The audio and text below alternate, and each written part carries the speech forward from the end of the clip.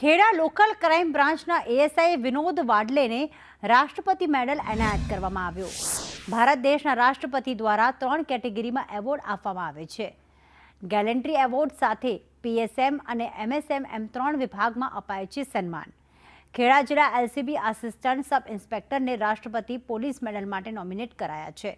આ સન્માન તેમની ઉત્કૃષ્ટ સેવા અને ફરજ દરમિયાન 300થી વધુ ઇનામો પ્રાપ્ત કરવા બદલ મળ્યું છે। એએસઆઈ વિનોદ નામદેવ વાડલેને જિલ્લા પોલીસ વડા રાજેશ ગઢિયા દ્વારા અભિનંદન આપવામાં આવ્યું। વિનોદ વાડલે સન્માનને ખેડા પોલીસનું ગૌરવ ગણાવ્યું અને આનંદની લાગણી વ્યક્ત કરી। રાષ્ટ્રપતિ દ્વારા મને એવોર્ડ આપવામાં આવેલ છે તે બદલ શું કામગીરી રહી તમારી સમગ્ર કારકિર્દી દરમિયાન? મારી કારકિર્દી દરમિયાન મેં ઘરફોડ ચોરી, વાહન ચોરી, પ્રોહિબિશનના કેસો, દારૂ જુગારના કેસો બહુ મેં કર્યા છે। તેના બદલ મને એવોર્ડ આપવામાં આવેલા। કેટલા ઇનામો પ્રાપ્ત થયા હતા? 300ની ઉપર મને ઇનામો પ્રાપ્ત થયા છે।